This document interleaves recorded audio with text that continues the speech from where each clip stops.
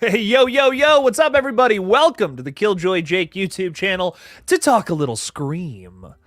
It's Scream 7 night, ladies and gentlemen. We're talking a little bit about this exciting franchise. We just got a bunch of brand new set photos. Oh my God, what a crazy weekend it's been. A lot of fun stuff to talk about tonight, and I'm sure we're going to get into it a ton. So go ahead, fire away any questions that you got down in the chat below, and if you're watching this on replay, I greatly appreciate you. Thank you for watching this crazy-ass channel. Appreciate you. So what's going on, everybody? What's up? What's up? We got Joe Bomba, one of our members, hanging out in the chat. Yo, Joe. How you doing? Scott Royston is with us, too, saying, hey, everyone. What's up, Scott? How you doing? Thank you guys for being members. Appreciate you. I can't say the word appreciate, but that is what I do to you. Chase Ham is saying hello. What's up, Ham? What is up, my hammy friend? Johnny Lamo saying hello, ghouls. Hello, Johnny. How you doing? What's up, dog? Fun fact, ladies and gentlemen, Johnny can grow more facial hair than I can in my entire lifetime. Reaper Kid is saying, I'd love a scary chase scene with Sydney and Ghostface. I'm pretty sure we're getting that. I think that would be dope. I think that would be sick as fuck if we were getting a big old nasty chase scene with Sydney. Big thing I want is I want to see some people getting chased and stabbed by Ghostface. That's a big thing. It's a small ask. It's really nothing too crazy, but I'm so into it. So down. So down to make that happen. If we can see that in this film, it would be fun. Not a whole lot of chase scenes in the last two movies, so would love to see that come back. A big point I made in my little stinky video today. The Poop Lady is joining us today. Madison Kazmarski, how's it going? Thanks for being a member. What's up, my love? VKD is saying, yo, yo, yo, yo. What's up, VKD? How you doing? Is that a yo-yo? Yeah, that is a yo-yo. So that's actually yo-yo, yo, yo, yo, yo. See, we got it right that time. What's up, VKD? Flash Gordon, what's up, Flash Gordon? Flash. Saying, hey, Jake, I saw you say in your last video you think the dude running for mayor looks like Ethan Embry, but the guy on the billboard I don't think he is. I put it, well, I don't know, maybe you're right. But I put a picture of Ethan right next to, right next to that dude. There's a slight similarity. I don't know. I could be totally wrong. Like I said in the video, though, I am very face blind, so I could be totally wrong in those regards. But that's what I'm thinking. Ethan's role is going to be in this new flick, some sort of evil political candidate. So, Coop is saying, "Hey, Jake, can only pop in quickly because my house has been having some problems, but just wanted to say hello. Hello, Coop. Hello. If you gotta go, peace out. But thank you. Thanks for stopping by. Hello tonight." Funny Jackson Watkins, so not regular Jackson. This is the funny version of Jackson Watkins. What's up, Doug? What is up? Scream 7 is coming out in 2026, which is not that far away. No, it is. We are almost exactly a year away, and on Thursday, we will be able to say that. So on Thursday night, that'll be 100... I almost said 100 days. That's not how long a year is. 365 days away, and then Scream 7, it's here finally. So a year from Thursday. That's not too bad.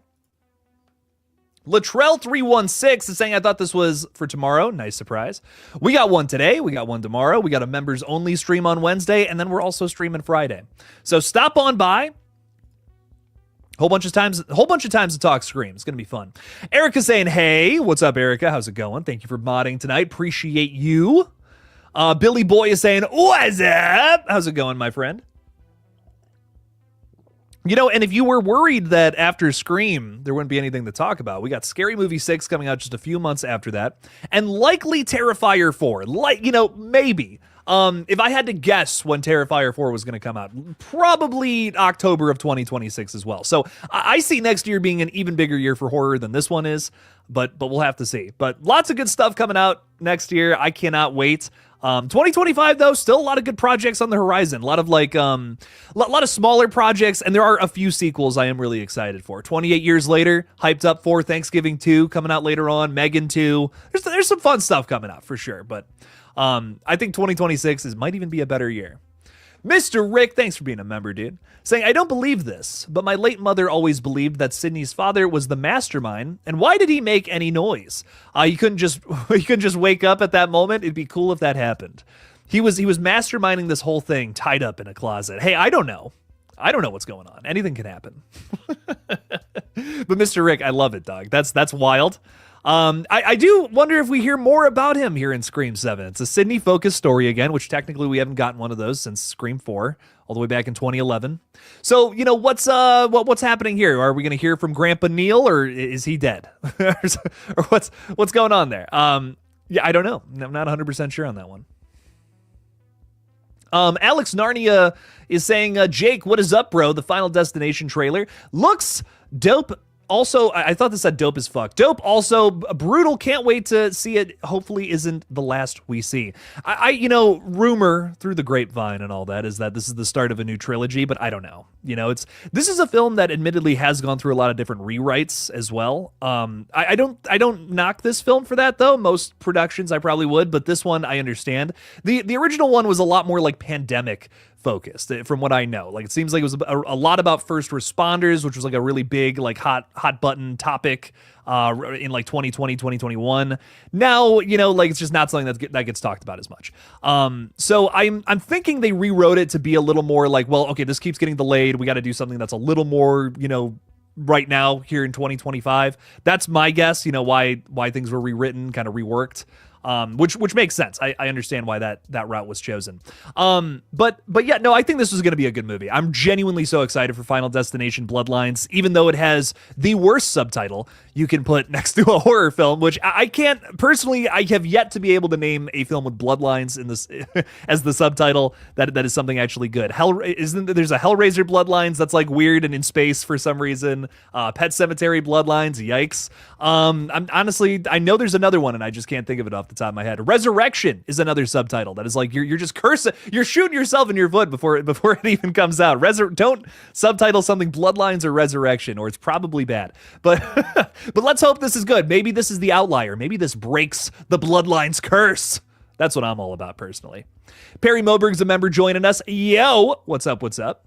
Blindside from down in here in New Zealand. That's awesome. You're doing your daily walk and listening to me. Well, thank you so much. I have varicose vein treatment the other day, so I've got to do 90 minutes of walking a day to rehab. Well, there you go, dog. Keep it up. You can do it. I believe in you, Blindside. I love it. I love doing things to better yourself, and I hope that you can keep doing that. That's really great stuff there.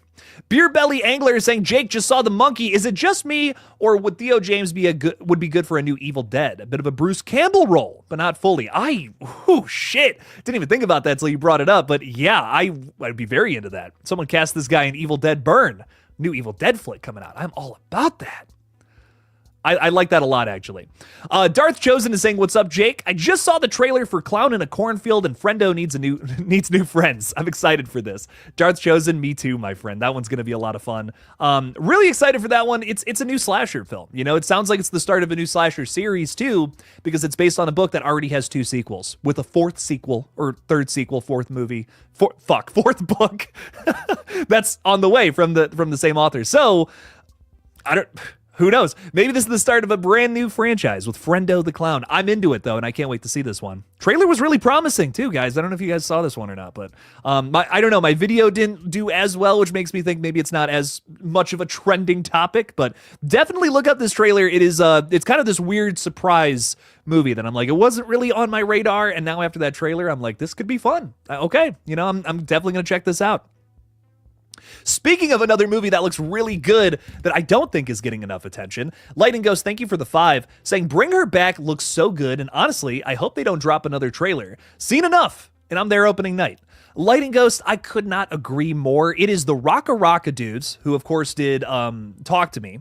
That's Danny and Michael Filippo, and they I call them the Rocka Rocka dudes because that's my frame of reference. These guys make those hilarious little short films, little comedy bits on YouTube where it's very like stunt and blood and gore oriented. It is such a weird flavor of content here, and they were constantly butting heads with YouTube, which is why I'm so happy they made the jump to horror directors. And Talk to Me was such a big success, which I can't tell you how much that means to me. These are guys I've been watching since I was very young, and to see them just make that jump and be so successful in doing so is fantastic in my opinion. So I'm thrilled to see them have so much success with Talk to Me. Now Bring Her Back, based on what we know about it, I'm even more excited for this one than I was even Talk to Me. I'm going to be honest. I think this is a better concept for a film. I love Talk to Me. It was a lot of fun. But this sounds like their take on Pet Sematary, and I am all about that. I've always felt that you could do Pet Sematary a little better. All respect to Mr. King. He's the master of horror. We love him, and his influence will carry through generations after generations, without a doubt. But there are just some things about that story that I feel like haven't aged very well. And I feel like through a modern lens, you could do it better. And I'm so into seeing how they twist and turn this thing into something that's their own. It's clearly a concept about bringing people back from the dead. And maybe they're not all the way right when they come back. So how does Danny and Michael, how do they twist that? How do they twist that and make it their own? How do they make it unique? I can't wait. The trailer did not spoil too much besides maybe a little bit of the concept. And I'm so down. Like, I cannot wait to see this one in the theaters. I believe it's this May that it comes out, right before summertime. Run it, man. This is gonna rock, Lightning Ghost. I totally agree. Cannot wait for this. Lightning Ghost, thank you for the 5, and thank you for being a member. Appreciate you. Erica, one of our mods, is also throwing a super chat in there. Erica, thank you. Saying, let's help Jake get to his super chat goal. Only need 9 more. Also, don't forget to like this stream, or else. Or else I will bite off your fingers. I'm hungry for fingers all the time. Love me some bone marrow. But yeah, I mean, hey, I do appreciate that, though, Erica. And now we're actually we're down to 8 at this point. So would love to hit that goal on the stream. Really does help out the page a bunch. So Erica, thank you so much for that. Really, really do appreciate you. So much love. Thanks for the 5. Hayden Herbert is saying, hi, Jake, any updates on VHS 8? Hayden, that's a great question, because the other VHS movies, the last 4, I should say, came out year after year after year. And it was typically this, they followed the same format every single time. They would announce the directors, like pretty much right after the movie got announced, sometime in December or January, and then we would get little updates as the year went on. We have gotten nothing for VHS 8. It was announced, like, this is a 100% confirmed thing. They are working on an 8th VHS installment. But honestly, my thoughts is that they might be taking a little more time to develop this one. Just with the way that they were talking about Beyond, I can imagine that maybe they would want to take a little more time to do another sequel. You got to think, it's been the same people making at least these last 4, right? The one guy, Josh Goldblum, who is super kind. I've actually gone back and forth with him a few times. He's an amazing producer, and he's actually in VHS Beyond. He's in that last segment of the 7th film there. He's been working on all these movies, and I can't speak for him. I can't, obviously, I don't know what his situation is 100%, but I can imagine he's probably tired. He's made 4 movies that were, in my opinion, some of the best from the series. I don't know. I love all 4 of the VHS movies that have come out in the last couple of years or so. I love the first 2, Viral, but I love most of the VHS movies. And if they want to take a year to kind of figure their shit out with what comes next, because Beyond was yet again another big hit for Shudder, just like literally all 4 of the new ones, I'm sure that I think that's okay. They could take some time to figure out where this next one is going, or maybe get some new directors on this one. I don't know. Honestly, I don't know what is going on with this one, but it has been different. It's different with this movie for whatever reason. I could see a future where we don't see VHS 8 until sometime in 2026. And it's one of those things where it's like, I'm not disappointed. I just want them to get this. I want them to get it right. Get the best people to make new VHS segments too. I mean, I pitched during my Beyond review, if you guys remember that, I pitched a whole thing about, what if we had these directors do found footage? I specifically was looking for people who had not done found footage before either, and I thought that would be would be really fun. For instance, big one was Damien Leone. I mean, he's popping in the scene right now. Would love to see him potentially tackle a found footage product and just do something that isn't Art the Clown. That's all we know from Damien at this point. That's all he's done. For him to do something like this, kind of wiggle his way out of that comfort zone and try something else, especially in a short film. That's, a bunch of short films that are all combined into one big movie like this. That would be awesome. But you want to talk about a franchise that I could go on and on and on about all day? It is that series, man. There's so much to love there. What is going on with that name? Little Rascal. I read it wrong. Little Rascal V. What's up, Little Rascal? Bah! No. What's up, fella? Welcome in. Chase is with us too, saying Tremors Bloodlines. Yikes. I love the Tremors movies, though. I do have a very good time with those. I think there's a Wrong Turn Bloodlines. Oh, God. Of course there is. Of course there is, Ty Lee. Brutal, dude. Hey, thank you for being a member, Ty. That godforsaken Godforsaken subtitle there. It's brutal out here. Cody has just become a member as well, which a Ghostface tier member. What's up, Cody? Thank you for the support there. And you're also throwing out a little chat saying, hope all is well, Jake and Madison in chat. What's on the agenda for tonight? Little Scream talk, little bit of everything. I mean, let's be honest. We're going to get into talk about all kinds of movies and bullshit. Scream is the focus, you know, but I'm down to talk about whatever. So lots of exciting stuff happening in the world of horror just in the last couple of weeks. So I'm down to talk about whatever. So throw it out there. We'll get to it. Cody, thank you for being a member for 4 months. I really do appreciate you. I know you've been hanging out for a lot longer than that, but does mean a lot. Means a lot, all the support. Do I think Friendo could be a new horror icon? I mean, it all depends on the movie, you know? That's the big thing, shot by shot.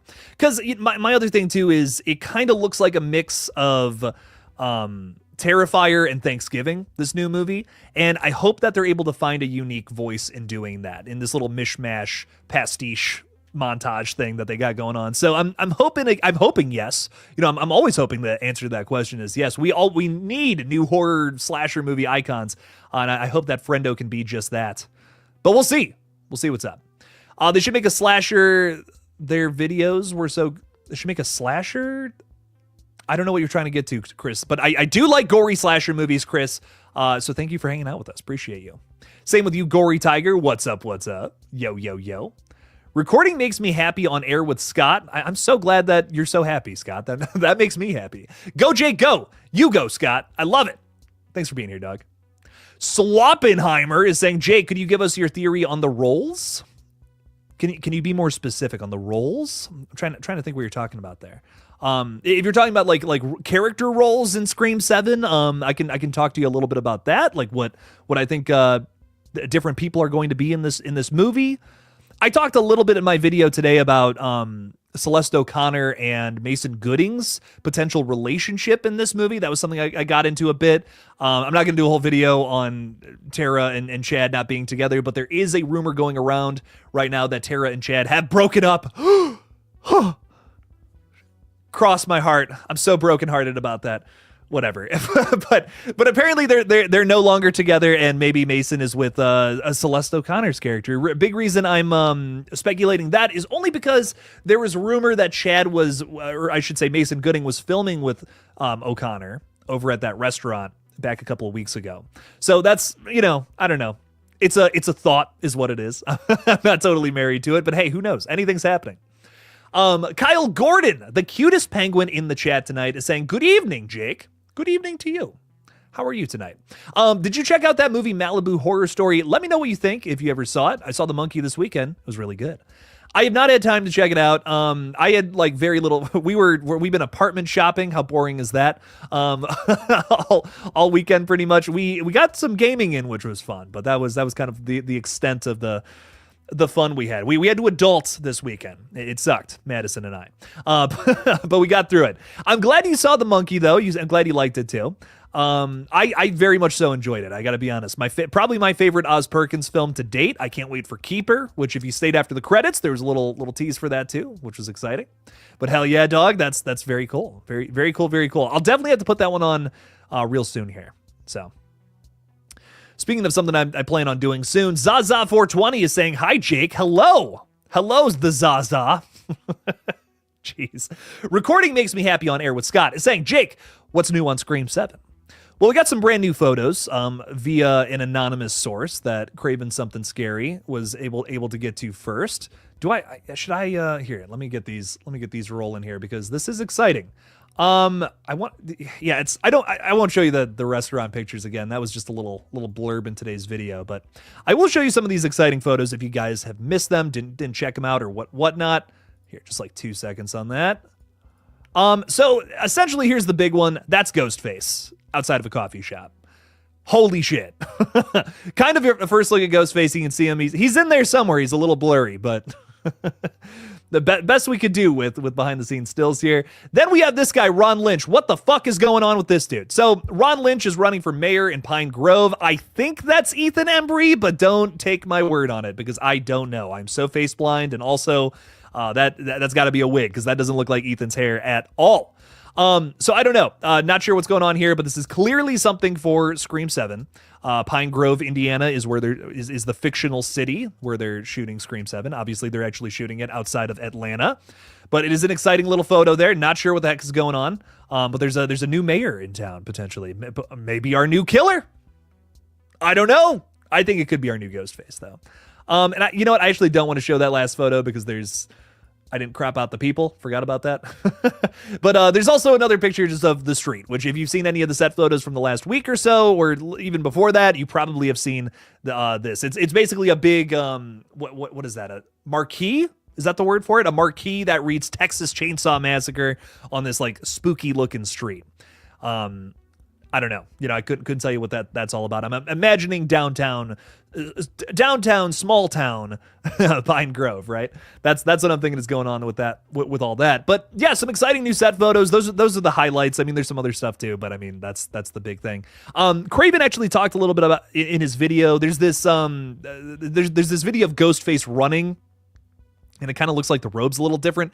I think it's just the shiny robe. If I'm being real, I think it's just the shiny Ghostface robe as we know and love it. But I don't know. I couldn't tell you. Maybe there is something different about the role, but I just wasn't like, I think it's just the robe. But besides that, those are the big highlights. McKenna Grace will most likely be one of the ghost faces, I think. So she matches the description perfectly, right? We had the casting director come out maybe like a little over a month ago. There's something in that water I just drank. there's a chewy piece. What the hell's going on? This is just water, I swear to God. Weird. But yeah, I definitely think so because, again, casting director like talked about how he chooses ghost faces, and he's like, I'm looking for people who can do both, who can do the hiding in plain sight. I'm a good character, I'm innocent, but then can also flip the switch in the third act and give you something a little more evil. And McKenna Grace has quite literally been in a film in two different films where first of all, in both these movies, she's basically playing the same character. And one of those characters turns into a sociopath, super evil, and the other one is a much more wholesome family movie. So I don't know what to tell you. To me, that's like, okay, yeah, she's Ghostface. We're gonna know that going in now. Unfortunately, that's public knowledge, and I think that's weird. But it sounds like I don't know, man. I think there's 99% chance that she's gonna be our killer in the new one. That's my thinking at least. The Drew Seth is a member as well. Hello. What's up, Drew? How you doing, dog? Welcome in. Thanks for being here. We got Max Burfield hanging out with us. I was on your channel a few years ago. I don't know if you remember me, but I'm a big fan and love listening to the streams. Max, I do remember you. It's been a minute, and I missed you, my friend. Where do you think the Halloween franchise could go next? What would you want to see? Well, Max, in case you haven't been in the loop, maybe you've just been busy. It's all good. Whatever you've been up to, I hope you're doing well. Halloween is currently, there's a TV series in the works over at Miramax. And I'm hoping it's good, whatever it ends up being. I hope it actually gets to happen, unlike Crystal Lake. Even though it does seem like things are getting going with that project, finally, which is nice. They're not just completely restarting it because of creative differences and shit. So hopefully, fingers crossed, knock on wood, this project goes swimmingly. But I'm really excited to see some more Halloween. From what we know through some rumors is that it's going to focus on an alternate, maybe like an alternate timeline kind of thing, where it's Michael Myers imprisoned under the care of Dr. Loomis. And I'm assuming the dude's going to get out. Right? Probably going to be some sort of drama that focuses a little more on Dr. Loomis's relationship with Michael, which I'm actually really excited to see that fleshed out. That sounds like something that especially fans of the original would be down for. I will say, though, there has also been some rumors that Laurie Strode's actress, Jamie Lee Curtis, is once again in talks to play the character again. I feel like people are just kind of over it. We're kind of over Laurie Strode. We're ready to move on to something else. I think that would be a cool route to take it down, personally. Is focus a little more on Dr. Loomis, especially after that one scene in Kills where we finally got to see like Dr. Loomis again, which is crazy. Obviously, I'm totally blanking on the dude's name for some reason. Wow, totally blanking. Do I have to look this up? I'm embarrassed. I'm embarrassed right now. Whew. Donald Pleasance. Why couldn't I think of that? I'm like, please. I was thinking the word please. I'm like, please is in my mind. I don't know what it is. Donald Pleasance obviously has since passed away. Rest in peace. He's amazing. But we did get to see some different people in Halloween Kills specifically portray the role and did a pretty damn good job doing it. We had a voice actor and a physical actor doing it as well. So if we were to do something along those lines, or maybe even have a younger Sam Loomis in there, that could be fun. Sure. Run it up if you want to do something like that. Something that maybe happens like with a Kid Michael, and we're watching Kid Michael grow up. I don't know. Whatever they want to do, however they want to approach that, I'm into it. I'm loving, Drew is loving the town, what the vibe is going for. It feels more realistic again in setting. Feels like we're going back to small town USA, right? It's a movie that's set in your backyard, essentially. I think that's going to be the vibe of this one, just like the original. Kind of the sequel, so the sequel's a little more heightened in setting, but definitely the first one. So I'm excited. I'm excited to see what that's all about. I'm just glad it's not Woodsboro again, but I also hope this isn't just a Woodsboro surrogate. There's a little more character to this town. I feel like we're already seeing that, though. It's not even a worry in my mind at this point, especially because of all this. There's a ton of, this is not the first Ron Lynch sign we've seen either. This is obviously going to play some sort of big role in the film. Whoever this character is, there's actually another one in a different shot that I shared earlier, I believe last week. So obviously the town is going to play a role here. It's not just going to be, we can't go to Woodsboro, so here's Pine Grove, somewhere else. I think that the town will play a big role in this one and could even be like a character in the film itself, which is absolutely what I'm hoping for. Lightning Ghost throwing $5 out there again. Thank you so much, my friend. Appreciate the support. So I've been thinking that McKenna Grace is also Ghostface, but a big rumor right now is saying that she's getting a brutal death at the auditorium. And hey, maybe that's the case. Maybe Phoebe Bridger gets brutally murdered in this in this movie, which again would be awesome. I would love to subvert expectations. I just feel like I'm gonna know I feel like I'm gonna know who Ghostface is at this point. It's Scream 7. we're on the 7th entry. It's gonna be tough to pull the wool over your eyes. Admittedly, I don't know if the twists have been as strong in the last two films. I think Amber, kind of got me in Scream 5. That was kind of the last one, though, if I'm being honest.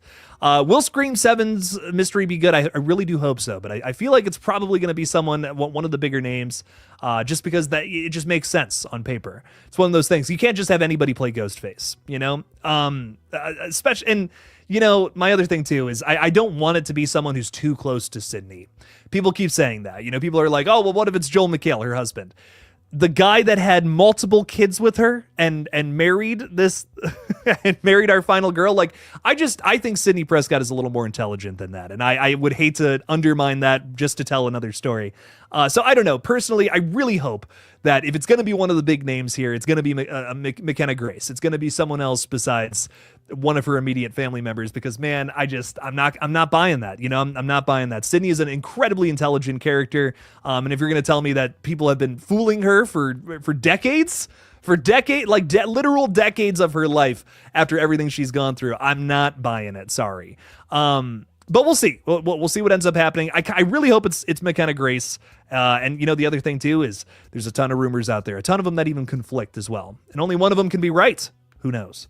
Who knows what's actually going to happen here? But I would love to see some brutal kills at the end of the day too, and a great Ghostface reveal. But Lightning Ghost, thank you for the 5 as well. Really do appreciate you, and I can't wait to find out who's getting strangled by their own organs, because apparently that's a thing.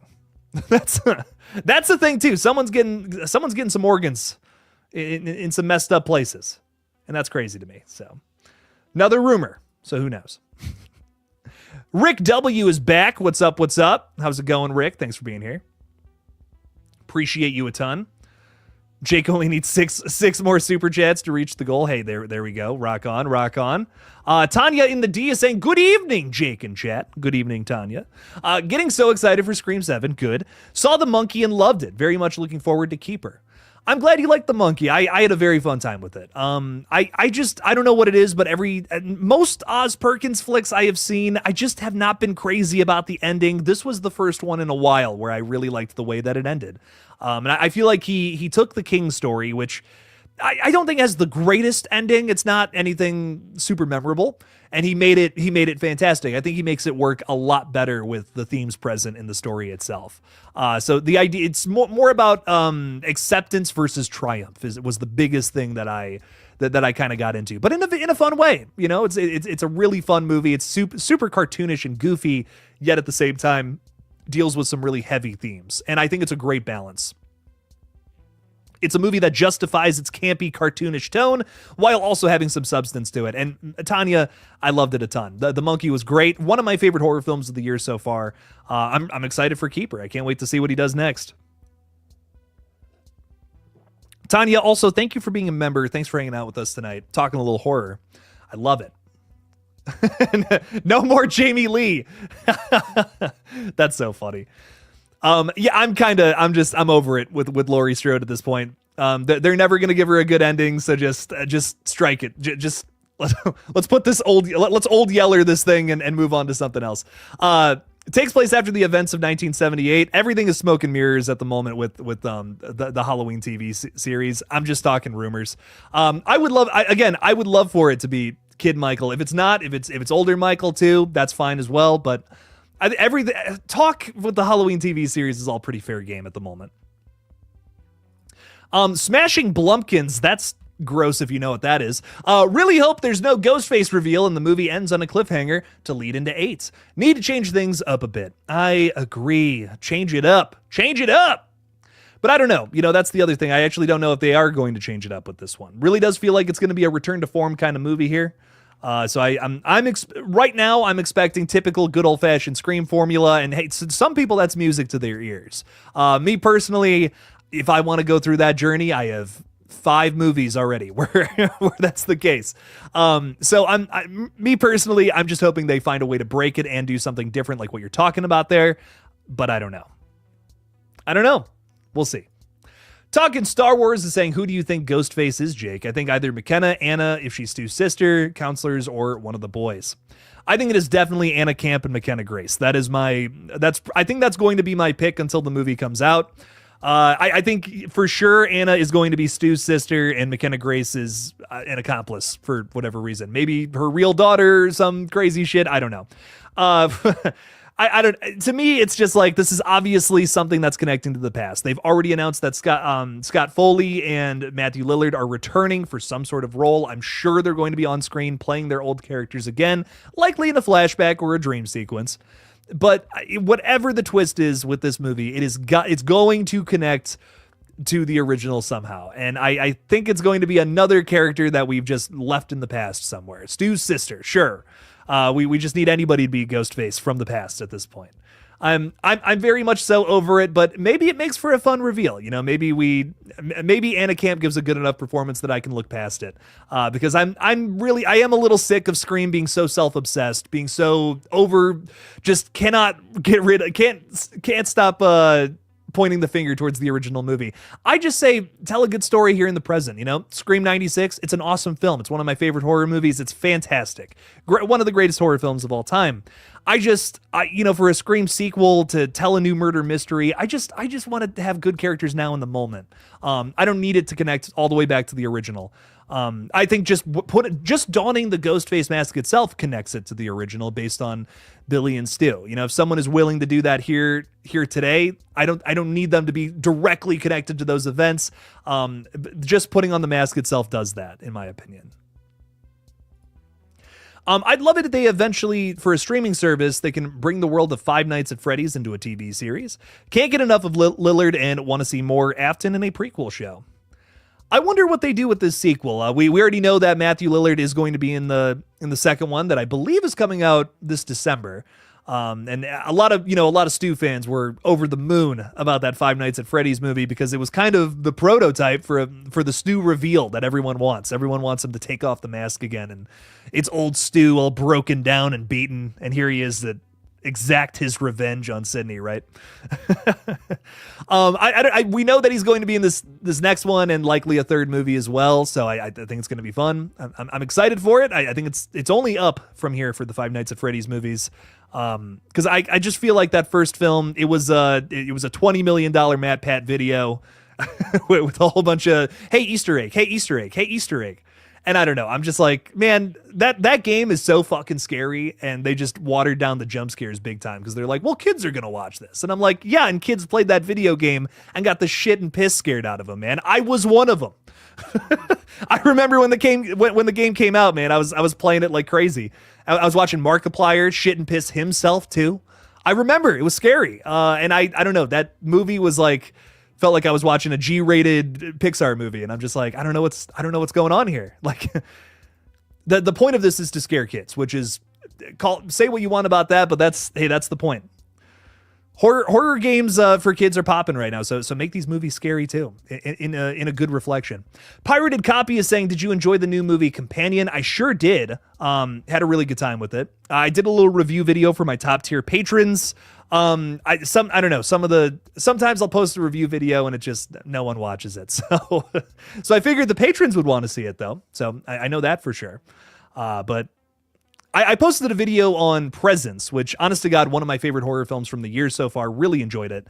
It's a ghost story from the perspective of the ghost. Really fun, really fresh movie. Does things very differently. Had a great time with it. The video hasn't even broken 1,000 views, so I'm just kind of like, all right, we're doing the more obscure reviews for patrons only at this point on. Serge is saying, please don't stop the freaky titles. Oh, I won't. I ain't stopping anytime soon. They're only going to get weirder and weirder if you haven't noticed. What was the title for today? I'm pulling it up. I gotta pull this thing up. It's ridiculous. The first shot of Ghostface in Scream 7 got me bricked up. Honestly, if it doesn't get you bricked up, are you even a Scream fan? I'm just kidding. Kidding. Joking. Jokes. But I've been having a lot of fun with that. I have. Jalen is saying, what's up, Jake? What's up, Jalen? How you doing, dog? Welcome in. Welcome in. What else is happening here? We got Cody's heading out. You'll be back tomorrow. Good night. Thanks for stopping by, Cody. Appreciate you. James is saying, I stumbled upon your channel a few weeks back, and I've been hooked ever since. Thank you so much, James. I really enjoy your insights on the Scream movies and your theories about them. Also, are you excited for Megan 2? Hell yeah, James. Thank you. I appreciate you for stopping by. Thanks for watching all the videos, man. It does mean a lot. I'm very excited for Megan 2. I got to get some kind of video up on this one because this one looks like it's going to be fun. Looks like it's going to be a good extension of that original movie. James, I got to be real with you. I went into that first Megan expecting, I don't think I'm going to like this, but I'll see it. You know, it kind of looked like a movie for people who are going to be scrolling on their phones the entire time. The kind of the vibe I got from it. I enjoyed that movie way more than I thought I was going to. It almost made my top 10 list for the year. I remember liking it that much. It was the first movie of 2023, and now it's spawning this whole franchise. Seems to be working with a lot of other people too. I can't wait for Megan 2. I'm really excited to see what this is all about. Not only do we have this sequel coming out at like pretty much at the top of the summertime here, but we also have a spin-off coming out at the top of 2026, James, which has me excited as well. I can't wait to see what that's all about. Megan 2 seems like an even campier and more over-the-top version of the first movie, and we know that Megan is kind of a good guy now, which is weird. But hey, I'm into it. I'm down to check it out. Again, I had mixed feelings about the original. I had mixed feelings about the first one, and they still were able to make that one something that I really enjoyed. So you never know. You never know what'll happen. Wait, did I miss one of your super chats? Oh, shit. Oh, fuck. Dude, I did. I am so sorry, Lighting Ghost. Genuinely, it snuck past me there. Dude, apologies on that one. I never miss those. Man, I never miss those, Lighting Ghost. I'm off my game. What's going on now? Lighting Ghost, thank you for the other super chat. I really appreciate you. I genuinely, massive apology on that one. You guys see at the bottom of the screen there, super chats moved to the front of the line. But Jake, do we know what Mike Flanagan is doing first, the Exorcist movie or the Carrie TV series? Can't wait. That man is always busy. Dude, yeah, and on top of that, he has another project. Not just those two things. He's also working on, I believe, a series version of The Dark Tower, which is another Stephen King property. I mean, this guy, does he sleep? Does Mike have time to, like, does he have time to spend with his wife? Like, I don't know. I hope Mike's okay. I'm so thankful because he has, like, the Midas touch and everything he makes is gold. Oh my God. I mean, I've yet to be disappointed by a Mike Flanagan property. Bring on more and more and more things from him. I don't think he needs to do a Carrie TV series, though, just personal opinion. But what's going to come first? Likely this new Exorcist movie. Blumhouse is dying for a hit in that IP, dude. They really thought that The Believer was going to hit a little harder, and obviously it did not. But Mike is reworking all of that, and I believe we're getting a film sometime next year. And it's a fresh start, nothing to do with that last one, and hopefully they'll actually make some more money, because it was a big deal. If you guys don't know anything about this, Blumhouse paid, did they pay? It was like $400 million, I think, to Morgan Creek to make new Exorcist flicks. And that first movie just did not do as well as they were hoping. I think it made like $150 million, which like isn't bad, but it's just not, when you spend $400 million just on the IP, that doesn't include the cost to make that film either. So, they're probably like 430 million would be my guess off the top of my head in the hole with that, with advertising costs as well. Yikes.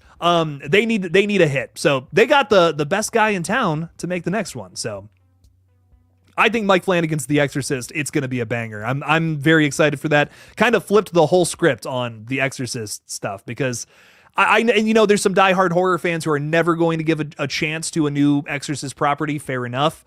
I can't argue with you on that one. The original is always going to be the best. This is another one like Scream, where I'm like, you're just never going to top that original. I'm going to see the sequels, but you're never going to top that first one. Come on now. But I'm here for it. I'm down to see what it's all about. And again, that Dark Tower book series, Lightning Ghost, one of my all-time favorites, and I can't wait to see what that's all about. Carrie has been done to death. Let it rest. We didn't need the 2013 movie. I don't think we need this either. So I'm sure if Mike does it, it's going to be good, but it's a story that's as old as time. I feel like there's no new insights really to it either. I'm just like, I'm good. I'm good with Carrie. We've told that story, and it's great how it is in all the different versions of it. But I'm over Carrie. It's a great story, and I love that it basically kickstarted Stephen King's career. But I don't think we need another version of it. And I can't even believe I'm saying that, because I love Mike Flanagan. I love everything he does, but The Dark Tower is so much more necessary. Are you kidding me? Like, dude, Mike Flanagan's The Dark Tower sounds like the greatest thing. A match made in heaven is what that sounds like to me. But Lightning Ghost, thank you for the 5. I'm so sorry I missed that. Talking Star Wars is also throwing a little 1 out there. Appreciate you for that. Thank you. And Perry Moberg also throwing out of 5 too, saying this might sound dumb, but what if 2 or 3 ghost faces were trying to get Sydney and they weren't connected? Kind of hard to explain. I'm all about that, actually. I love this idea. We played around with it in our own Scream fan film that I made a little while ago, and it's what it is. We only had $5,000 to make it, so go easy on me. But we played around with the idea of conflicting ghost faces. That was the big thing. Was there was 2 ghost faces with different agendas, and they were going kind of after the same group of people for different reasons. It's interesting how we got into it, but I would be so down for this. I would love the idea of there's multiple killers that maybe have to fight each other in the end. They get revealed and they're not even working with each other, which would be crazy. That would be crazy to me. That would be a spin on what the original Scream did, was the idea that there's multiple killers. You're not just looking for one person. Billy might be obvious, but Stu, not so much. So now if there's 2 killers working independently of each other, going after the same target, both going after Sydney for totally different reasons, that could work for me. Even if both the motives are cheesy, this is a very different way to handle that situation. So let's say we're hearing right now that there's some sort of escaped mental patient is going to be a big factor in the plot itself. What if this person is somebody from the past, and then whoever the other ghost face is just some random asshole? Someone maybe that's a little closer to our Scream 6 opening scene killers, for instance. They just want to kill Sydney just to do it. And then maybe there's someone from the past as well, who's Stu's sister or something. To me, I think that would just be so funny, because it's so much bigger than just that, right? Just some sort of random stretch connection from the past. Oh, this character was always there the whole time, and just now, 30 years later, they decided to go after Sydney. Now it's more than that, right? You're basically making it self-deprecating humor. You're saying, well, we have these 2 motives that are mid, but if we do them at the same time, it changes the story entirely. And that to me could be a really fun film. Perry, I love this idea. That would be a whole new conversation in the world of Scream, and once again could influence future sequels to do something so outlandish like that, swing for the fences, and maybe you hit a home run. But Perry, thank you for the 5. I really do appreciate that a ton. I would love to see ghost faces working independently of each other and maybe even like scratch their head a little bit if they meet each other in the same place. They're like, it's the Spider-Man meme. They're like, who are you? What's going on? I'm all about that.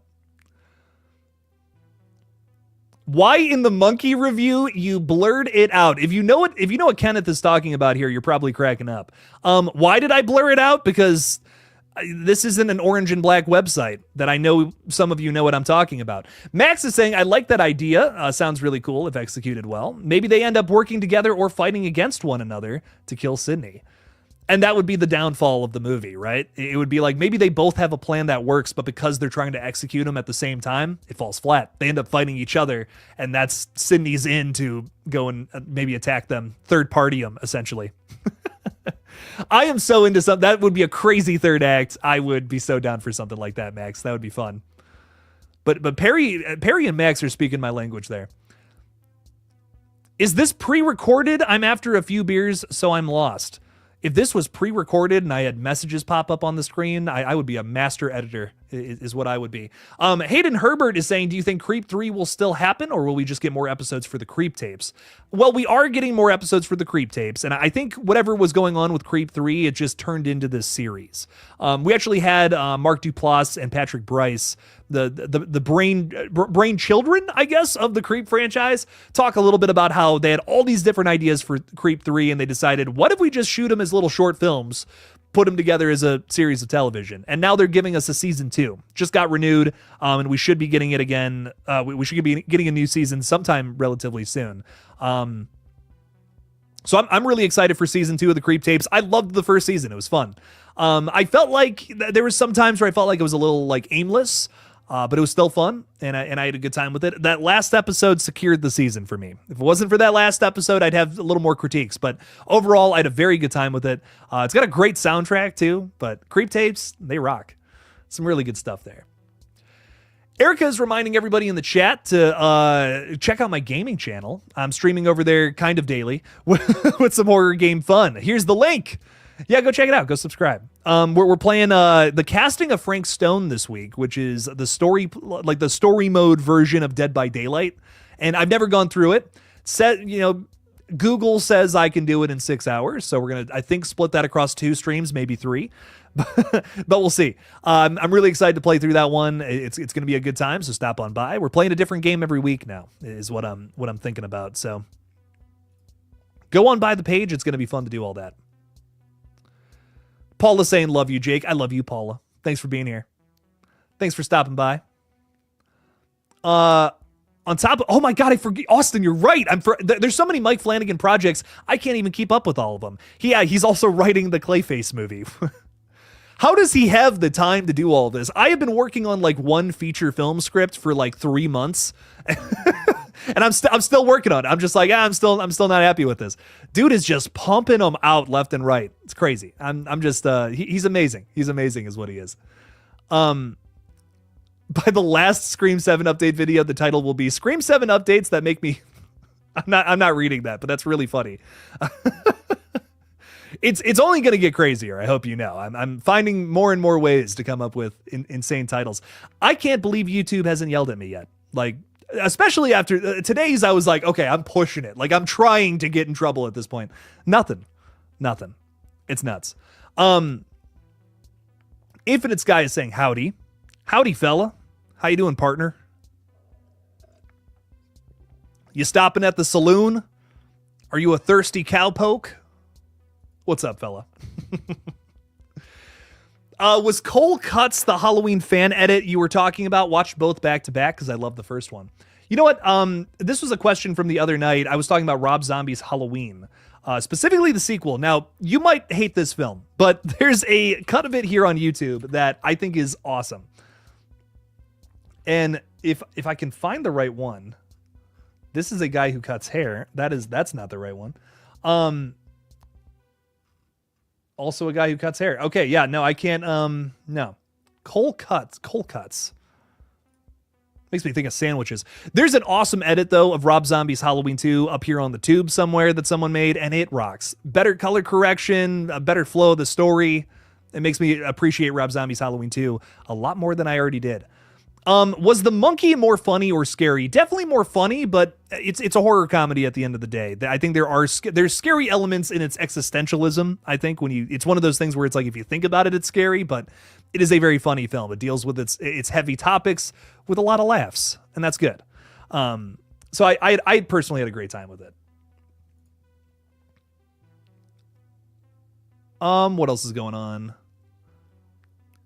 Blindside is saying, do you think Stu and Roman cameos could be in videos they recorded back when they were planning the murder?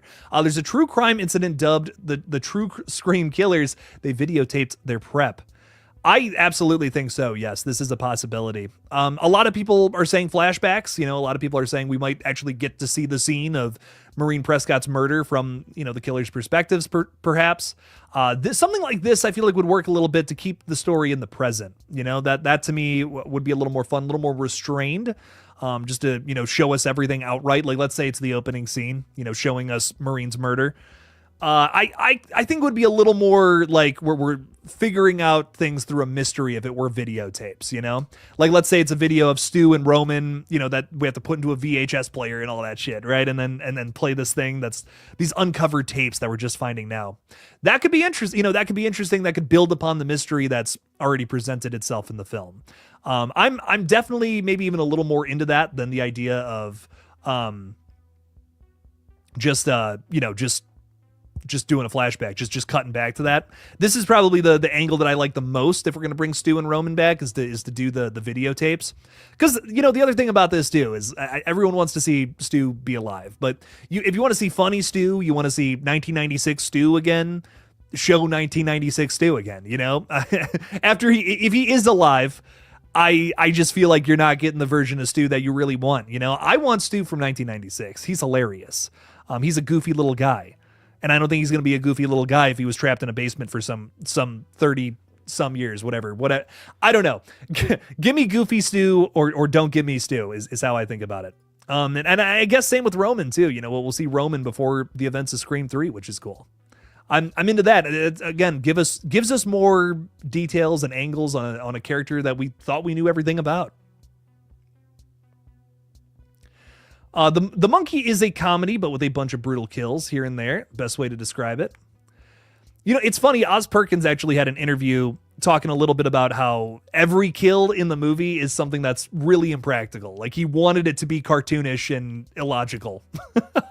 And it definitely works that way. And it's with purpose. You know what I mean? I think if you think about what the film is talking about and how the tone of it is so drastically different than the dark subject matter, that's why it's handled that way. It's death with a smile on the side, So if you came out of the film and you're like, none of those kills would have actually happened that way, then I'm not saying you missed the point, but they weren't going for that, Eric is saying, what happened to Sydney's aunt in Scream 4? Did she die? She did die, which is sad. Jill killed her herself, apparently, too. Isn't that fucked up? That's her own mother, technically. I would love to see her come back, maybe a flashback in Scream 7. Hey, maybe. You never know. I mean, there's rumor that, Emma Roberts could be having some sort of flashback, too. I don't know. Would you recommend The Monkey for gore fans? That is such a honestly, that's a tough question because it's gory, but a lot of it is digital. A lot of it is VFX. There's some practical stuff, there's a part where, he gets somebody's finger in his, like, blown into his mouth, and it's gross. And it's like, okay, that's awesome. I'm glad that's in there. But there's a lot of opportunities where I felt like they could have done things practically, but they didn't. And I think that just comes from the fact that I'm sure if you're reading the script for The Monkey, you're like, how could we fucking do this practically? Probably was a lot easier to do it with digitally, but I don't know. I'm just, for me, films that are marketed as we have kills, we got the kills, come on in. You got to have a practical element to most of the things you do nowadays, man. I mean, look at Terrifier. Why is Terrifier so successful? Because they mix practical and VFX. And to me, I feel like that should be carried through into these other projects too, especially things like The Monkey, something that sells. That's my only criticism about The Monkey, is a lot of things that I feel like could have been done practically were done digitally. That's my only big critique. For instance, there's a decapitation scene in the movie. Well, is it a decapitation? It's like a head exploding. Let's say that. There's a head explosion kill that was done digitally, and it just made me roll my eyes. But then there is practical stuff in there, but just not all of it, you know? Then there's other things that made me roll my eyes a little bit, but again, maybe the point of it wasn't to be super realistic also. You know, it's one of those things. I don't know. It's a tough movie to talk about. Especially if you're going into it with the same expectations as Terrifier, which maybe don't. Infinite Sky, thanks for being a member for 15 months. Really do appreciate that. Did you know the classic 90s horror film The Faculty, starring Elijah Wood, takes place in Ohio? He was also in The Monkey. Yes, he was. And underutilized, man. Ugh, that's Frodo Baggins right there, man. Come on now. And yes, I do know that's in Ohio. I remember watching it. Anytime something takes place in Ohio, because that's unfortunately where I'm trapped in, I always get a little excited because I'm like, oh, cool. Ohio is so spooky. I don't understand why more horror movies don't take place here. A lot of them do, though, now that I think about it. Isn't it A Nightmare on Elm Street? That's Ohio. Even though there's palm trees in the background, don't worry about it. It's fine. Again, logistics you can't always be concerned with here in here in the horror space. Lighting Ghost, thank you for the 5. Saying love Brad Dudley. He's amazing and everything is in obviously what? He's amazing and everything is in obviously Chucky, but also The Exorcist through. Oh, you're saying Brad Dourif. Brad Dourif is who you're talking. I'm like, who is Brad Dudley? But also The Exorcist 3 and his little role in Urban Legend and Halloween. Brad Dourif rocks, man. He's obviously voicing Chucky is always going to be his biggest thing, but his Exorcist 3 role does not get enough love. I think that is maybe one of his best performances. And speaking of Lord of the Rings, since it's my favorite trilogy ever, I think nothing tops it. He also plays Wormtongue in those movies, and he's fucking nasty. If you want to see him play another weird role that is also very horror adjacent, he's a bad guy in the Lord of the Rings movies, and he's awesome. Chucky in Lord of the Rings, who knew it? but yeah, no, I love him a ton. He's an amazing actor, and he shows up in a bunch of stuff where he's consistently great. And Rob Zombie's Halloween 2, I think he gives the very best performance out of everyone in that film. Oh my God, when he's crying about his daughter, jeez. I mean, it breaks my heart every time I see it. It's awesome. But Lighting Ghost, absolutely love him a ton. Thank you for the 5. Really appreciate you a bunch. So good in that movie. Talking Star Wars is throwing a 5 out there too, saying, what's one thing Kevin could do to make you walk out of the theater for Scream 7? Damn, that's brutal. Why would I walk out of the theater? Honestly, even if it was the worst movie I'd ever seen, I probably wouldn't walk out of the theater. I do plan on reviewing this one, but you know, if there's something that is just something that I would hate, honestly, bringing Stu back wouldn't make me be like, this is the worst thing I've ever seen. I don't know about that. I think if there's a number one thing I'm the most concerned about, it's really just handling the characters the right way. There's some things I've seen just going around about, like Sydney and Gale, where I'm just like, no, like what? That is so not those characters. And I would hope that they don't treat these characters like crap just to have another story with them. That's honestly my biggest concern with 7 is less about who the killers are and why, more about just treating these characters with respect. You know, if you're going to bring Sydney Prescott back, I mean, one of the greatest final girls of all time, you got to have a good reason to do it. And same with Gale. You know, I feel like in the last 2 movies, I don't know if really there was a reason to have them there, and that bums me out, you know, because I respect these characters a lot. And I don't want them to be utilized just to be there, just to hang out and have little scenes. Just for fan service. That's just not fan service to me. That's like the opposite of that. If you're just going to bring them back for no reason. If you're going to have Sydney in there, do something. Have her have some weight in the story. Same thing with Gale. And it sounds like that's the case. It sounds like that's, from the rumors we've been hearing, it sounds like that is going to be what's happening here in Scream 7. They're not just going to be backup in the final act. I still, and you know, criticize me all you want, I think 5 and 6 would have been much better films had the legacy characters not been involved, which hot take, I know, but if you would have spent more time building up those new characters, maybe we'd like them just as much as everybody else. But there are people who really just did not like these characters, did not gel with them. And I think that's because they didn't give them enough time to flesh them out. I mean, that original movie was all about Sydney's mom and everything that was going on in the city. And then, you look at Scream 5, a movie that was trying to do that with another brand new character, and then it spends so much time catching you up with the legacy characters. Had they actually spent a lot of time on its younger cast, maybe even more time, I think that we would have had a stronger film. I love Scream 5 and 6. 5 is always going to be a little low for me, though, just for that reason alone, because you just don't have enough I don't feel like those characters got fleshed out until the next one. Scream 6 is where I feel like I learned the most things about like Tara and Chad and Mindy, honestly, especially those three. But I don't know. I'm hoping that Scream 7, if it's going to focus on Sydney, that's what we're doing. Don't do this half and half thing where we're kind of telling the story about the legacy characters and we're kind of telling the story with new people. It goes back to the principle of if you try to make everybody happy, you're going to make no one happy. So focus on a demographic, make that happen, and people will like it.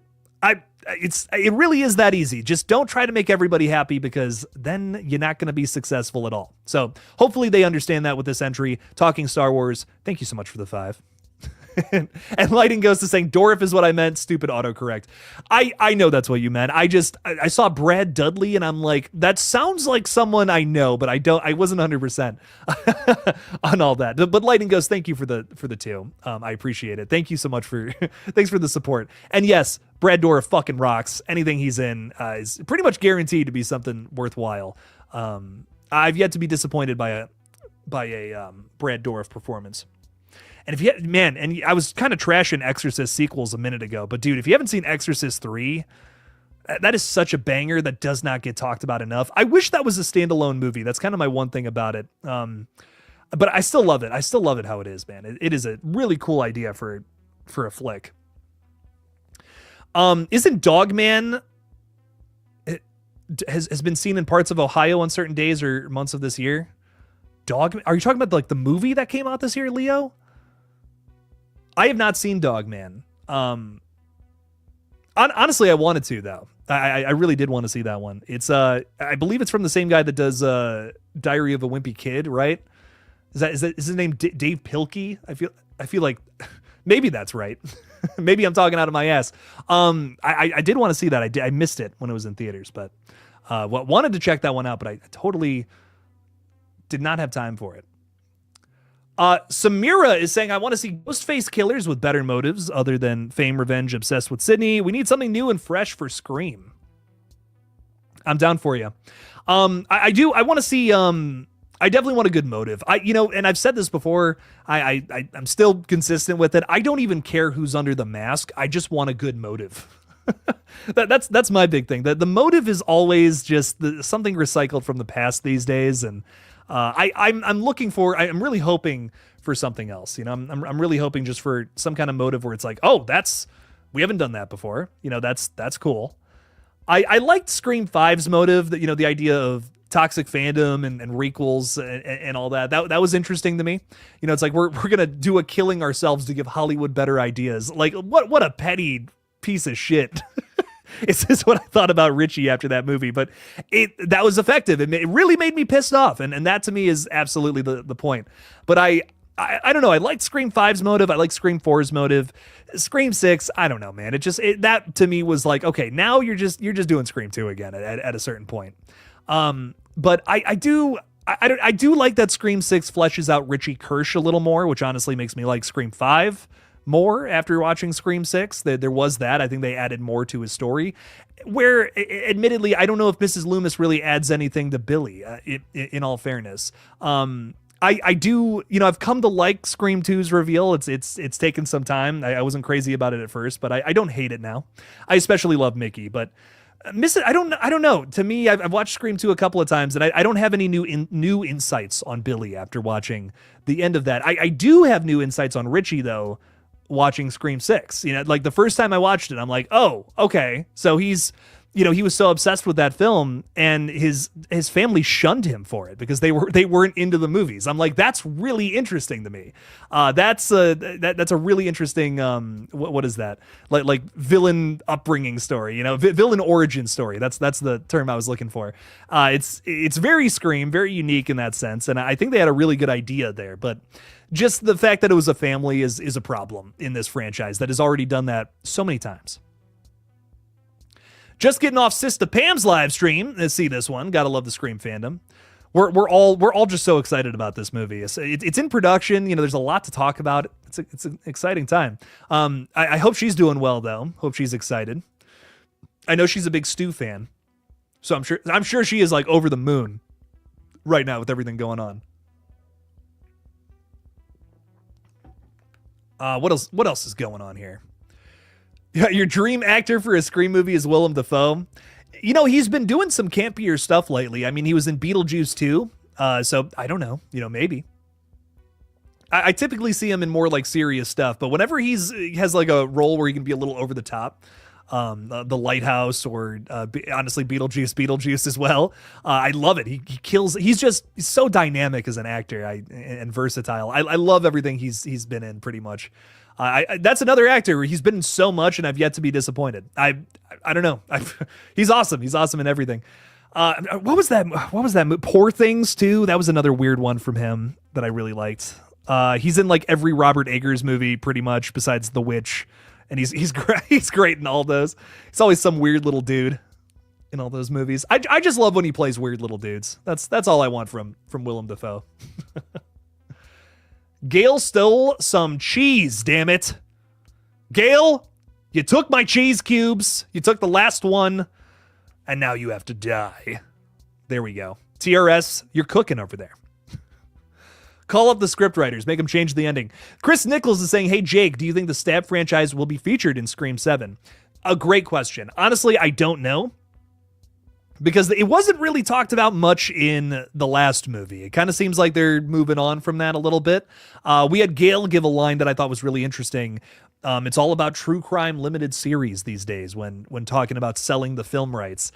So I feel like we're done with Stab. I feel like we're done with Stab at this point and we're moving on to something else, which I'm okay with because I feel like the Stab franchise died with Richie Kirsch. And that's a big thematic point, you know? I really like that. I love that they killed the in-universe movies with one of their own killers. I think that works really well. And it gives Scream 5 a lot of weight. So I don't think we need to return to the Stab franchise, personally. I feel like that whole bit has kind of run its course, especially in Scream 2 and Scream 2, Scream 3, and Scream 5 all kind of utilize that for different purposes. And now I'm like, okay, I think we did that. It was a good, solid joke in those sequels, and now we can move on to something else. But I think if you see anything relating to the Stab series, it's that true crime limited series that Gail's talking about in 6. That would be my guess if there is anything in the next one. Allison Matichak is saying, do you think Sydney will still have the I'm bored attitude she had in 5? Because I loved that. Oh, yeah. Oh, absolutely. She is sick of this shit, dude. We're talking about, this is the 6th time this has happened to her, technically. And man, I'd be so done. I'd be like, this is ridiculous. Like I thought we were over this, you know, and we're still just doing this. Okay. I got to kill another Ghostface, I guess. Like I am hoping for a little bit of that, but you know, on the same side of the, or different side of the same coin, I should say. I do hope that we find another element of her maybe feeling a little freaked out by the idea of Ghostface coming after one of her kids. That's a new kind of terror that she's never experienced in this situation before. So I think in Scream 5, you know, she's a little more confident because it's just her thrown into this situation. You know, the family is off somewhere else, Indiana, as we know now. I am hoping that there is, you know, again, I don't want to see Sydney just from start to finish be a static character that is just kind of having this like, yeah, guns blazing where we're going to take down Ghostface. I want her to go through a little arc, you know, and maybe the thing she's dealing with this time around is the fact that, you know, her kids are getting attacked by Ghostface now and she doesn't know if she can protect them or keep them safe. That's going to be a really interesting thing for her to go through here that, again, could reinvent the whole trauma angle to the character, which if they just try to do that again, I'm like, man, we've dealt with that in multiple movies now. We gotta move on. We gotta do something else. So I'm really hoping to see maybe a little bit of that, you know, towards the end, like after we've gone through a little arc, right? We gotta have Sydney find that in herself again, I think. But at first, we gotta have her protecting her fucking kids, man. This is a whole new threat to Sydney Prescott that we gotta put full front and center, full frontal. One might say. A poor wordsmith would say that. which is me. Jason Carpenter just made it in. Thank you so much for being a member. Saying, saw The Monkey on Saturday and I give it an 8 out of 10. The third act stumbles to the finish line, but it's still solid. I liked it. I'm one of the weirdos who liked the third act, especially after reading the short story. The short story's conclusion, that the climax is the character gets into a rowboat and drops the monkey down into like the deepest part of a lake, and then it starts banging its cymbals in like this bag full of rocks.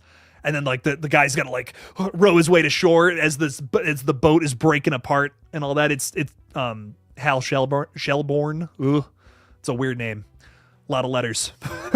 But to me, the third act in the movie it is so much better than a boat falling apart. And I think it works a little more with the overall theme of the film. So I was personally impressed, especially coming off of the short story, which I literally read before going to the theater to see that. And I don't know. I was vibing with it. I wouldn't call it my favorite horror film of the year, but it's definitely up there. I think it's a top 3 as of right now. But it's only February, so that's probably going to change. But I had a good time with it. I really did. Really loved that one. Who else is with us? We got Billy Boy saying, I know who the killer is. Scream starts with an S. Whose name starts with an S in the cast? Sam Reckner. S, Scream, Ghostface, and then Asa German, S, Doc, what? I don't know where you're going with that, but hey, maybe the title Scream is all just one big clue. Sam Reckner, Sam, as in the character from the last 2 movies. I don't know. I'm going to have a Pepe Sylvia board by the time this is all over. Chris Nichols is saying, be fun to see Ghostface buying his costume too. Dude's like, is this on clearance? Can I get this robe dry cleaned? Why is there so much like red stains in it? I spilled a bottle of wine all over it. It stinks like iron, bro. And like iron and rotting flesh. I don't know what that's all about. Hayden Herbert is saying, do you think we will get a stab movie that's its own thing separate from Scream? Well, Hayden, if the rumors are to be believed, there's some sort of, side spin-off project in the works with Agent Kirby Reed. And it's some sort of like Kirby spin-off movie, maybe dealing with ghost faces outside of the world of Scream. And I'm so into that. I really hope it happens. I want to see new characters deal with Ghostface. That's a big thing for me. I think that there's so much opportunity for that in Scream. It's such a malleable concept. The idea that anyone could be under this Ghostface costume and robe and be coming after people. Scream 6 and 5 admittedly really opened up the door to the idea of making Ghostface something a bigger threat than just someone that's coming after Sidney for things that happened in the past. Which is why I have been a little more critical of Scream 7 for kind of going back to that, because it's like we just opened up this universe to be this big thing. We could follow literally anybody. Why are we trying to tell this story again? But I think that's totally what the spinoff is going to be all about. It's going to be about new characters having a ghost face problem and having to stop that. Because you got to think, even since Scream 2, even the stab mask has been out there and more killings have also happened as well. The idea of that being influential, the idea of that being influencing other people who want to kill is a really interesting thing that I think will carry through into spin-off movies and potentially more films in this franchise moving forward. Scream is one of those series that I think could last forever if they decided to approach it that way, but it's one of those things. I think that there's only so much story that they can tell with Sidney. It's a finite area, and they're getting close to a point where I just don't know how much more they can do with Sidney Prescott as a character. I think there's an argument to be made with this one. She's a mother now, and that reinvents the character. I'm into that. But I am down to follow new characters that are being chased by Ghostface. That's what I loved so much about Melissa Barrera's character in Scream 5 and 6. She was a very different character from Sidney Prescott, definitely not the same at all. And that's why I was interested. She is quite literally the daughter of one of the killers from the previous movies, and that's like, okay, that's a totally different route to take this. So I'm really hoping that yes, I hope something like this does happen. We follow new characters that have someone else in their friend group become Ghostface for completely different reasons than things we did before. And I think it also opens up the possibility of playing with old ideas in the past that maybe were underutilized. There's a lot of those in this franchise. Mickey's motive being like the number one thing there. So hopefully we get a Scream spinoff movie at some point in the future. I'm all for it. Erica just gifted 5 KillJoy Jake memberships. Thank you, Erica. Appreciate that. Let's go into Max Burfield. Still in character, Sarah? I love that name. Still in character, Sarah, with a question mark and everything. Leonardo DiCaprio, Jen Warner, and Joe Bet Gret. Welcome to the fold. Welcome back to the fold to some of you. I appreciate it a ton. And just so you guys know, membership, with the membership, if you're at the base level, there's an extra stream every single week. And if you support me at the Art the Clown tier, you get an extra stream and an extra video every single week. How about them apples? So a lot of fun stuff going on over at the membership program. Check it out if you want. And you know what? Just because we're talking about it, I am going to gift some memberships myself. So fuck it. I'm feeling it. I want more people hanging out with us on Wednesday anyway. So there we go. Who got those? That goes to Austin Daniels. Ghostface. Oh, I might have made a mistake with that one. Baja Stupid Jack, Isaac Halverson, and Tom. Just Tom. All gifted some memberships. There we go. Thank you, Erica. Appreciate you. So welcome. Welcome to the gang all. Hell yeah. Sip up on the Kool-Aid, folks. It's delicious. Do you think we will see the generational trauma aspect in Scream 7, similar to Halloween 2018? Yes. Yeah, 100%. I could totally see them playing around with that. I definitely think that I definitely think that the relationship between Isabel May's character and Sydney will be the focal point of this film, and in a similar way to Laurie Strode and Allison in literally you in Halloween 2018. So yes, I could totally see that being the case here, and I'm kind of down for that.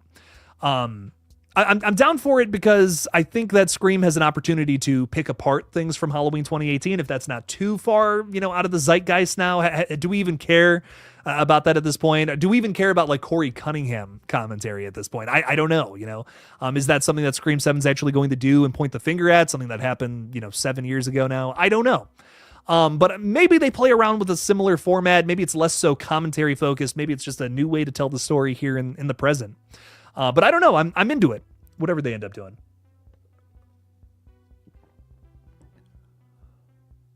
Would love to see a Scream movie from the killer's perspective. You and me both, my friend. Yes, TRS. I'm into it. Willem Dafoe as Kirby's dad is what we need. Oh my God. That's Kirby's dad. Oh, that's cute. That's cute is what that is. I love that. Collins is saying this man said, fuck it. You're damn right I did. Sometimes you got to say fuck it. That's the only way to live. My whole room just went pink. That's no good. My whole room is red with blood. No, I'm just kidding. Ghostface is saying, thanks, Jake. You're welcome. But no stabbing people on the stream on Wednesday, okay? This is really funny. Devin is saying, my cock is no longer throbbing as it sounds like Stu will just be an AI voice.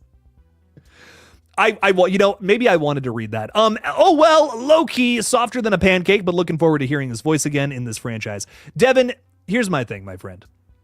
No worries about being flaccid because I think that, honest to God, if they're going to announce that Matthew Lillard is back for Scream 7, they're not going to have him just be a voice. Maybe this is part of it, but there's no way in hell you're telling me that they announced that he's coming back. Same with Scott Foley, and they're not playing those characters on screen again.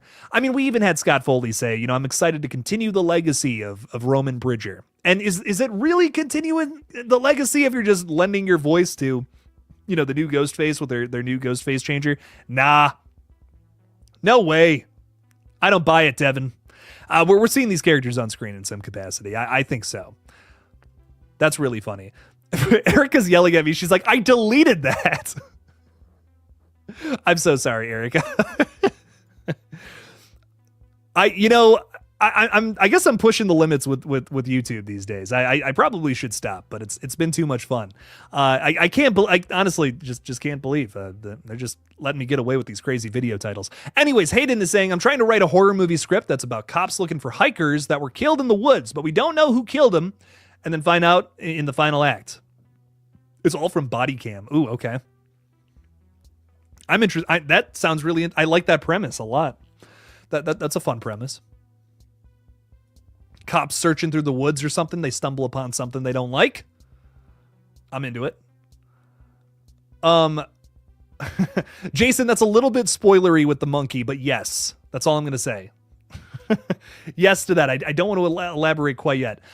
Kelly is saying they can't waste the Stu opportunity. Stu survived and has been behind every single Ghostface since the OG. Kelly, it's a possibility, my friend. It's one of those things. Matthew Lillard is back. He's back to play Stu. And here's my thing. I am someone who's personally not crazy about the Stu is alive theory. It's just my opinion, Kelly. If you disagree, that's all good. We encourage disagreements here on this channel. We want that. But my thing about this whole thing about Stu coming back, there's no way in hell that Stu is not going to be on screen in this movie. Maybe that means he's going to be in a flashback scene or on an old videotape like we were talking about earlier, but there is no way. You can't tell me the fans wouldn't be crazy disappointed in not seeing Stu on screen, just lending his voice to the project. No way. There's no way Matthew is just getting in the booth, recording some Ghostface lines and calling it a day. I don't believe it. I don't believe it. I refuse to believe it. We're going to see Stu in this film in some way, shape, or form. So even if he's not alive, I think you're still going to see him. Come on. So Kelly, this is some common ground I feel like we can agree on. We got to see Stu in the flesh, like in the flesh. AJ is saying congrats on 30K. AJ, thank you so much. I greatly appreciate that. Thank you. It's been a crazy journey and I'm thankful for it. Thankful for all your support as well. So couldn't have done it without you guys. What else is going on here? Jennifer Love Hewitt was confirmed for the I Know What You Did Last Summer requel. Yes. We got a new picture of her today too, which is exciting. I'll likely be talking about that tomorrow, as well as some other really exciting updates from just today. So there was a lot of exciting updates. We got a lot of things to talk about. So I'm probably gonna have a big old nasty update video. Devin's admitting they have a potty mouth. I do too. The only thing, Devin, is look, wiener jokes are fine. There are some people who will just come in here and say some things where I'm just like, dude, that's not cool, man. Come on. I don't care about that. But there's some things where I'm just like, dog, come on now. Wiener jokes are one thing. Poop jokes are one thing. But you push it too far, you're going to get banned. But Devin, you're all good. TRS is saying, just to throw a spanner in the works, it's Stu's twin brother, Simon Mockert. I mean, that's kind of a hard handle. I'm going to be honest. I like that a lot. Don't hate that. Justin Proper. What's up, Justin? How's it going, man? Breaking news, Henry Winkler is coming back to Scream 7. Everyone's back. We're bringing everyone back from the dead. No more deaths in the Scream movies. Everyone lives. Yay. Oh my God. That's what we want from slasher movies, right? 0 deaths. 0 death toll. Okay. But you know what? I don't know. At this point, anyone could come back, Justin. We got Scott Foley, Roman Bridger, and Stu Macher coming back, confirmed. I don't know what's going on. I don't know what's happening anymore. So anything can happen. It's anything can happen 2025 is what it is. The reason I believe he's alive is because they said unless they're pow-powed in the head. Oh, I got you. Pew-pewed. They come back. There are only 2 who haven't, Stu and Jill. They kind of got pew-pewed in their own unique ways though, right? With the TV and the zappers. What are those called? The defibrillators. That's a tough word for me to say for some reason. I'm not going to try it. I'm done. Allison is saying as the movie gets closer to release and they do screeners and previews, it's going to be a fucking nightmare when it comes to leaks and spoilers. Honestly, I think nobody should be able to see it early. I don't think they're going to show this one early. I'm actually, I'm going to be honest, Allison, I'm shocked they did an early screening for Hard Eyes, considering that the movie does rely a lot on a twist.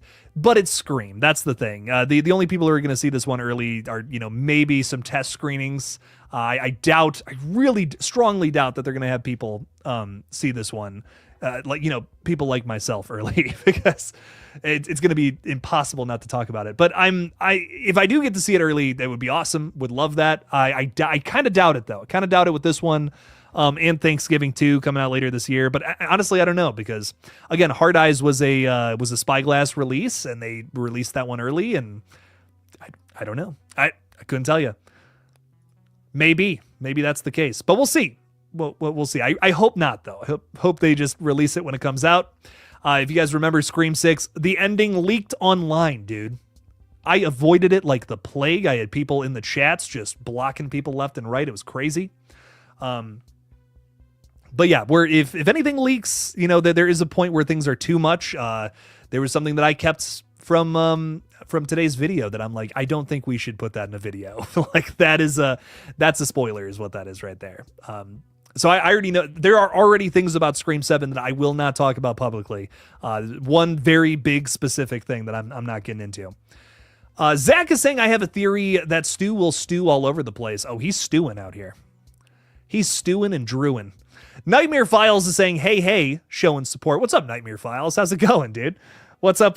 Nightmare Files is a pretty fucking sick channel. Appreciate you for stopping by. Thank you. It's been fun talking Scream. You popped into a stream maybe a long time ago, I remember. And I remember checking out your channel and I was like, oh shit, okay. Dude, you're killing it over there though, man. Thanks for stopping by. Thanks for showing support. I appreciate you. It means a lot. Do you think that Sydney's husband got a vasectomy so they had no kids to have a Ghostface plot twist? I'll tell you what, Mark Evans can't pull out of a driveway because apparently they have 3 kids. No, I'm kidding. But I really don't think, man, if it's Sydney's husband, that could make me walk out of the theater. I got a question earlier about what would make you walk out of the theater if it's Sydney's husband that's been with her for all this time. What? Are you kidding me, dog? No way. As long as you don't ruin the movie with your prior knowledge, Jake, we're cool. Oh, I ain't saying shit. I ain't saying shit about what I know. Because there's some exciting things that are coming in this movie. That's all I'll say. I'll tease, but I won't give anything away. Any new news updates for Thanksgiving too? They have been very secretive with Thanksgiving too, man. I'm actually just kind of curious. I know we had Eli Roth last November kind of talk a little bit about it. I haven't seen much else about it since. Thanksgiving 2 movie. I'm just curious if honestly anything has happened.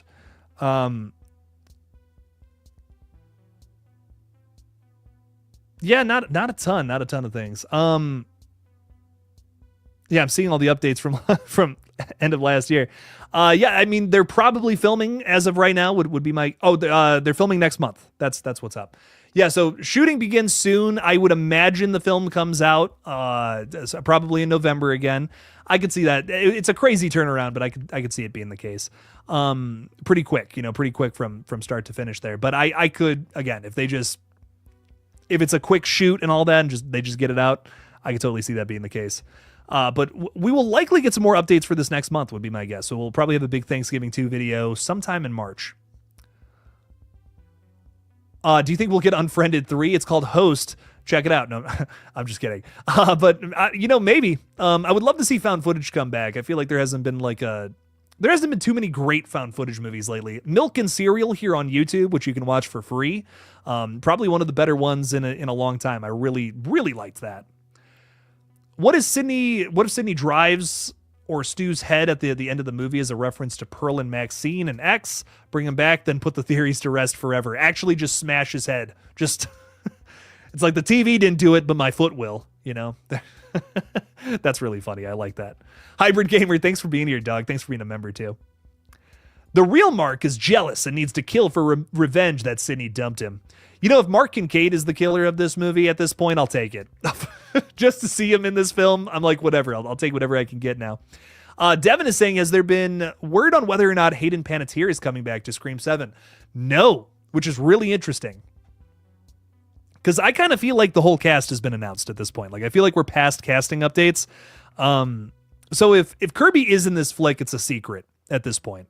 And if that's the case, if they're trying to keep it locked away, they don't want to say anything about that. Again, I feel like it's trying to set up this spin-off movie that we only know about through Production Weekly. So I wouldn't rule it out. I would not rule out a Kirby appearance in this movie quite yet. We have a lot of other people coming back. So, I mean, anything can happen. Hey, Justin, thanks for the 5, man. Appreciate the support. Saying Joel McHale as the killer is the equivalent of a grown-up Richie. Yeah. Plus, we've seen it all before. Boring, move on, please do something else. Yeah, I know, dude. I'm so done with Sydney being betrayed by someone close to her in her life, I'm like, I want a killer with a different motive because it all goes to the same thing. It all goes down the same path to the same area. So I'm really hoping that it's just somebody else with some sort of different motive. Give me another idea for a killer for sure. Joel her husband that had kids with her going Ghostface. I'm like, dude, you are stretching this gum to lengths that I'm like, I think it's gonna break. I just don't know about that. That's crazy. You can't tell me that the guy that fathered her children is going Ghostface to kill her. Like, why even dress up in the robe and kill friends of her daughter? Why even do that at this point if you're planning on doing something like that? I don't know.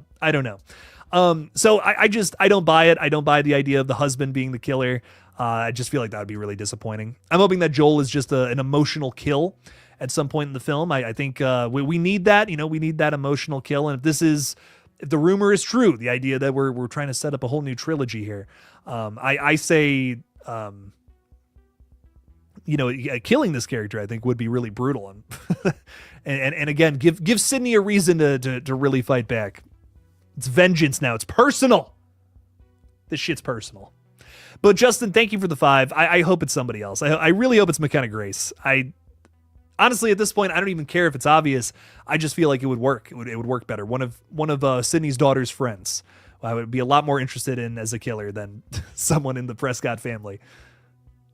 Now I don't know what that comment's all about. Now I can't feel the inside of my mouth. I feel vibrating. Are you okay, Billy boy? What is going on? You don't want him to die either. Just let her be happy for once. Nah, if Sydney's happy, then there's no story, dog. which maybe that's me being fucked up here, but man, I don't know. There's no story if Sydney actually has her happy ending. That's how you end it. That's how you end Scream's Sydney's story is with her finally getting that. But if you want to do more story with Sydney, you gotta kill a character in her life. I think about Ryan Reynolds had this really great interview where he was talking about Deadpool. And this was well before Deadpool and Wolverine was even a thing. This was like him talking about a Deadpool 3.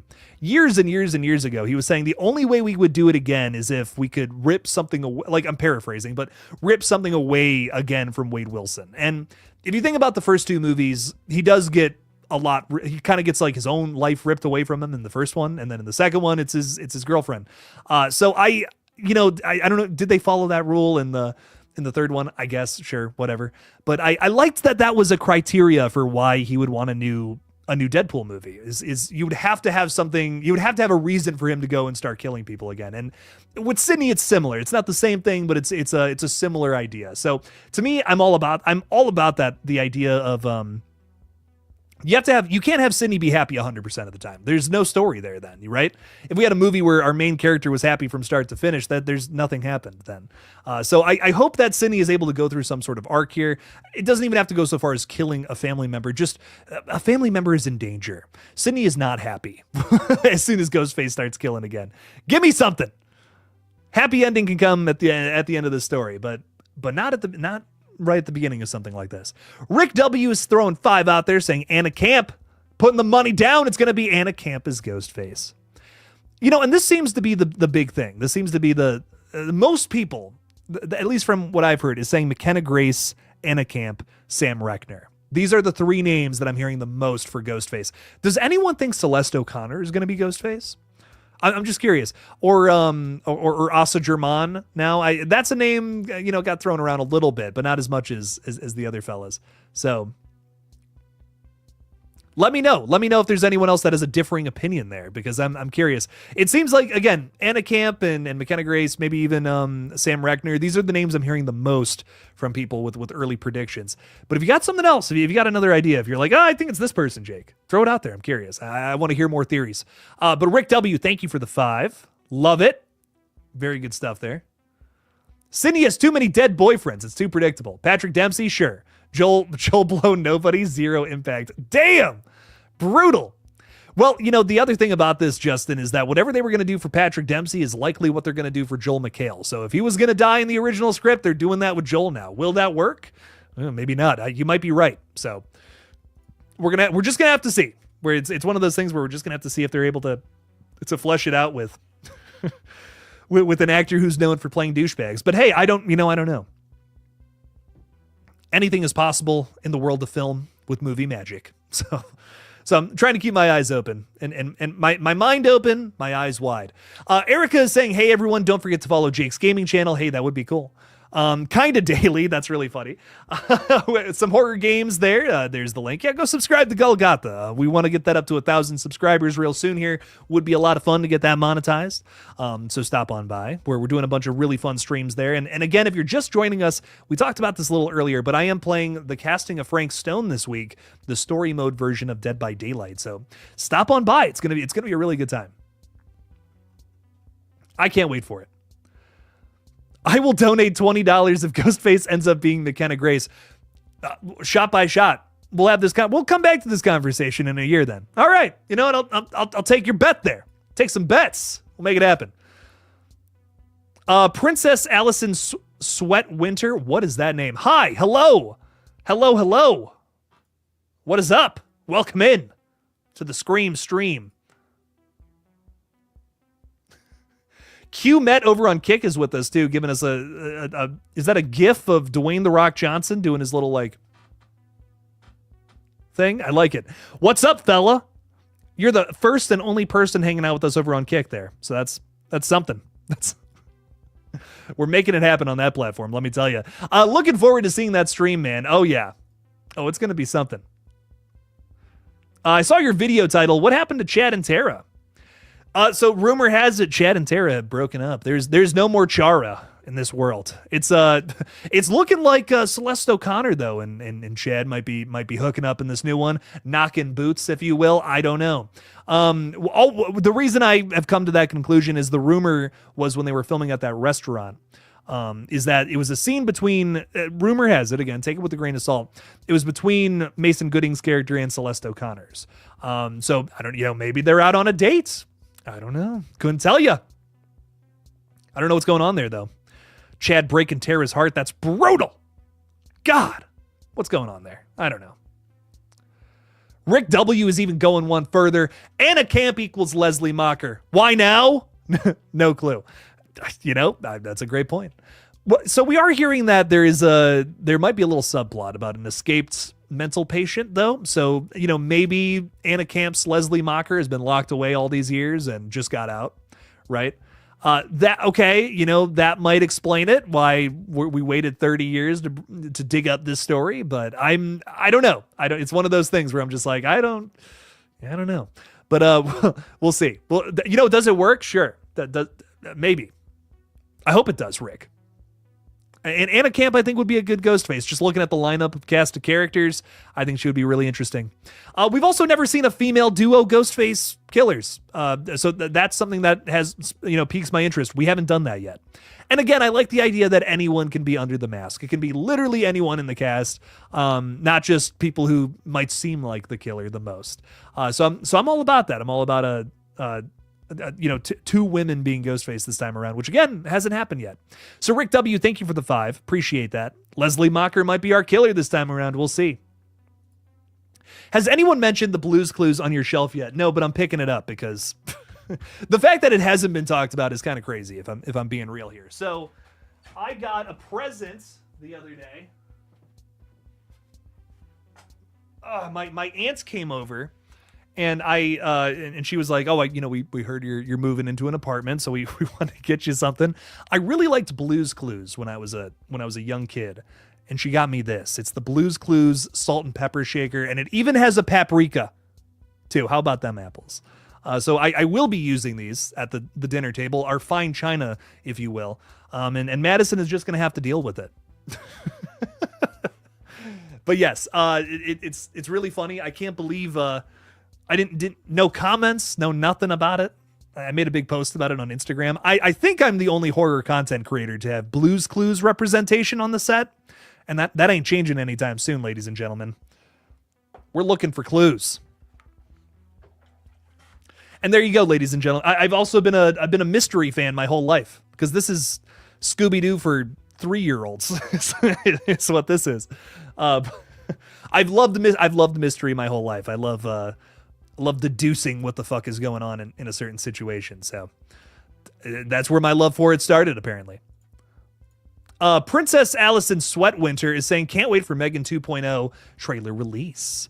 Yes, I'm really excited to see the full thing. Kind of shocked we didn't get one during the Super Bowl. Still shocked by that. But I'm excited to get just a full look at what comes next. You know, we got to see Megan doing a little dance in that little teaser, but didn't really give us anything about the plot itself. Rumor has it is that Megan is a good guy now, helping Gemma and Katie is what their names are, if I'm remembering correctly. And there's a new evil robot from another corporation that has gone completely rogue and probably coming after them for some reason. I don't know. We'll see. But I'm excited. I'm excited to learn more, see what this first trailer's all about. You know your boy will be covering it. How many push-ups can you do? I can probably do like, I could probably do 30 uninterrupted now. I'm not going to do them on stream because I will be so sore tomorrow. And I'm going to the gym at like literally 7 o'clock tomorrow morning. But I have been doing a little more here and there, so, which has been nice. I want a Scream ending where there's a cliffhanger and the killer gets away before the reveal. I would love a cliffhanger ending, hopefully getting resolved in another film at some point. But yeah, they got to have that film announced early. You know, you can't leave us on a cliffhanger and then just not do anything with that.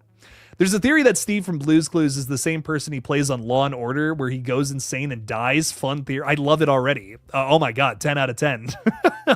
That's ridiculous.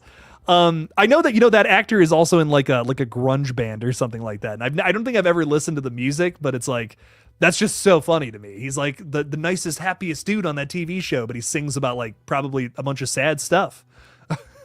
And I think it's funny. Slavenheimer saying, who do you think should get the rumored intestine hanging? I think it should be Joel or Mindy. I don't know. I'm just down to see it. Honestly, I kind of hope it's, I don't know any of these characters yet, so it's kind of tough to say. I really like when you have a character who gets a very thematic death, things that are like relevant to their situation. So is there somebody who strangling them to death really works with the character? I don't know. Can we force something like that? But I'm down for it. I'm always down for little thematic connections that you can make. I sometimes I try to make them wherever I can. Legion is with us saying, does Chicken Man have his own Dr. Loomis or Laurie Strode, main arch nemesis? If we get to do the feature, you'll meet them. Meet that person. I can't say who, but yeah, yes, absolutely yes. The thing that sucks about the Chicken Man short is that we couldn't show you the full feature. Or the full scope of the vision, because I think the final, I'm just going to say it, the final girl character in that universe is one of the most interesting parts. The whole goal with Chicken Man, which is my short film, if you're like, Jake, what are you talking about? I made a short film called Chicken Man. Go check it out. It rocks. If you're wondering, like, what, Jake, what was the idea there?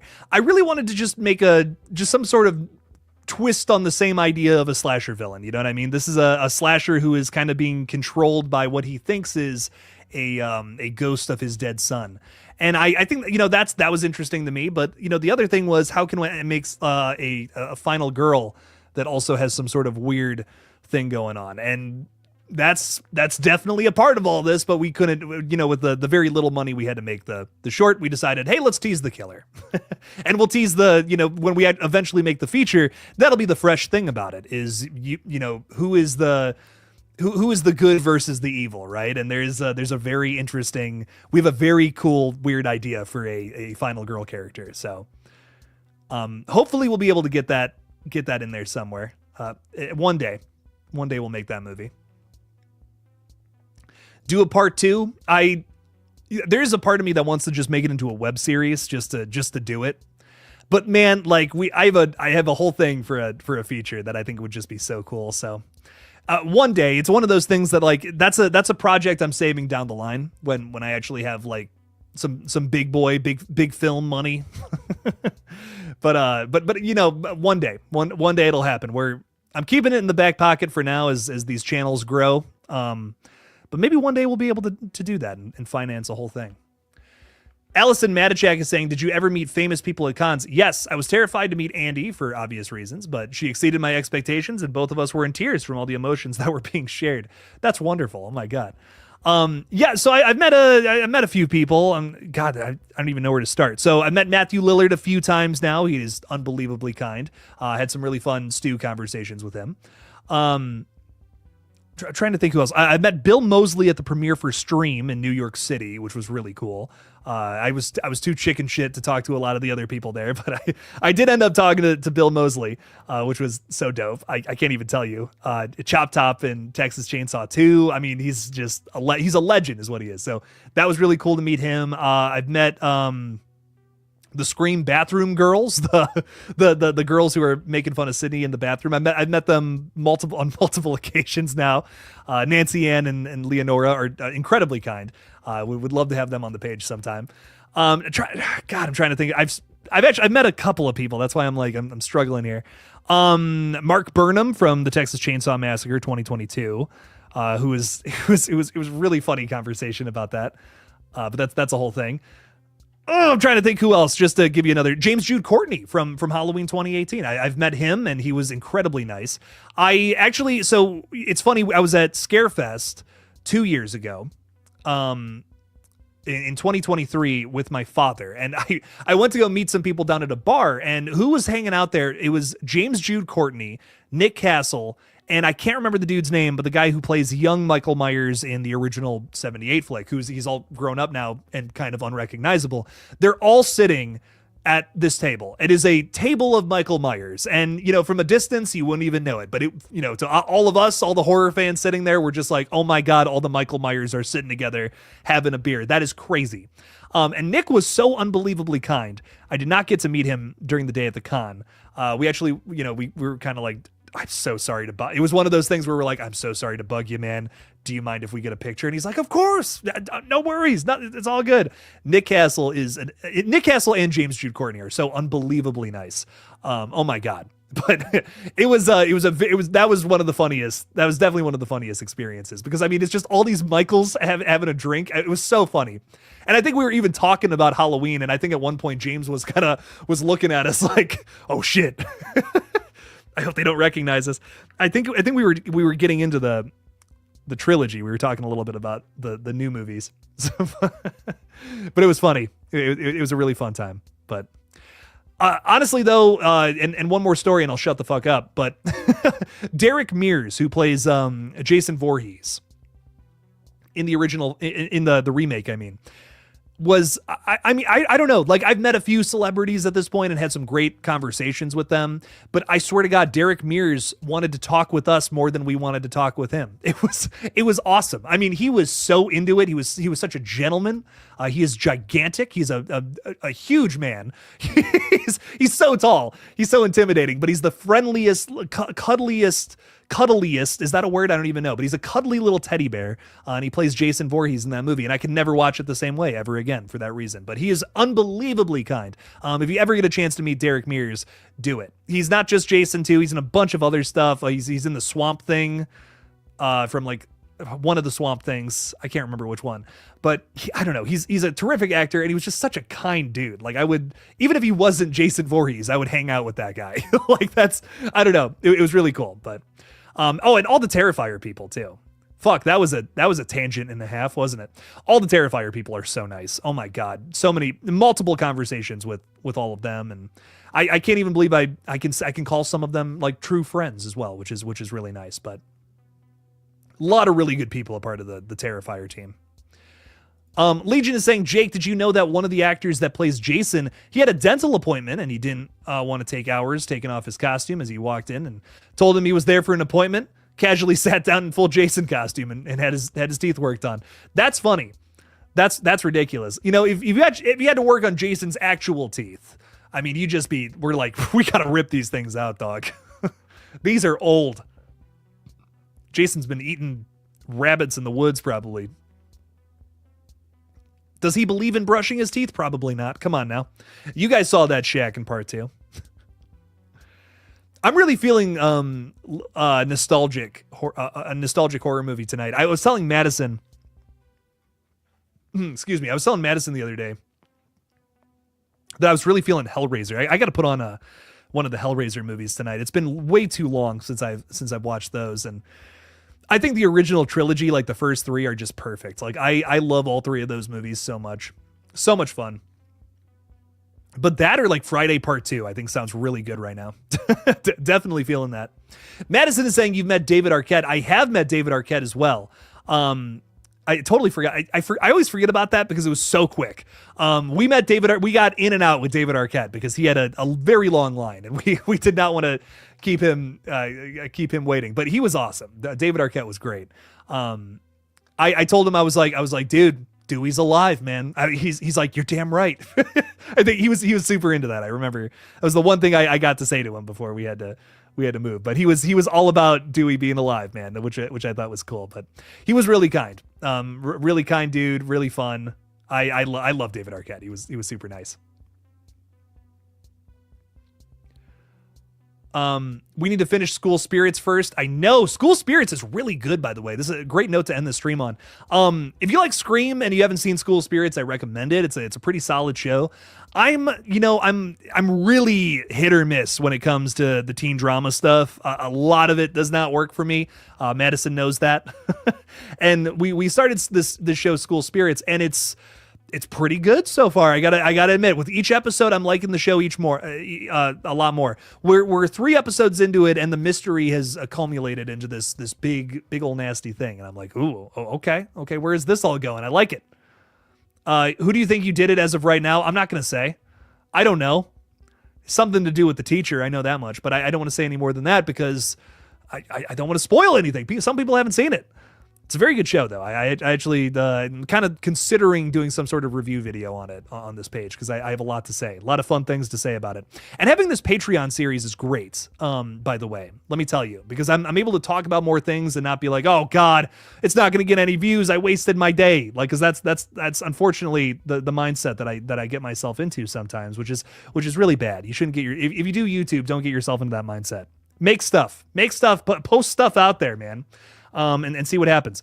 But I love having this Patreon series because it's kind of a safe space to just make videos about whatever the fuck I want, whatever kind of review video that I'm watching this week about whatever new thing I get into. And School Spirits definitely will cover on the page this week. Before we wrap up the stream, though, Art the Clown patrons are going to see a review of The Gorge from Scott Derrickson. So that's the next one on the plate. So far from the newer 2025 reviews that are up on the page, we have Companion and Dark Match. So I've covered those so far. And likely I'll have some more reviews up. I'm going to try to review something every week. Every Friday, you're going to see a big review video for something. So I'm sure more stuff will follow. I do plan on covering the Buffy series as well at some point. I do want to get through that. We have a revival series for that, and I've never seen that show before. So that's one I plan on diving into sometime soon. But ladies and gentlemen, thank you for joining me for the stream tonight. It has been a ton of fun. Oh my God, Lightning Ghost, thank you for the 2. I got to watch Yellow Jackets as well because the new season of that is coming up. Or it might already be out. I don't know. But I'm hearing a lot of buzz about this as well. And I've heard nothing but good things about this show too. So that is definitely one on the list as well, Lightning Ghost. Thank you for the $2 right at the end here, man. Appreciate you. But hell yes, definitely got to check all these things out. Guys, thank you so much for stopping by the page and supporting tonight. Really does mean a lot. Again, we'll be live tomorrow. Wednesday will be members only, and Friday we'll be talking some more Scream right here at home. But guys, thank you so much for your support. Really do appreciate you again. And as always, don't forget to kill it out there, y'all.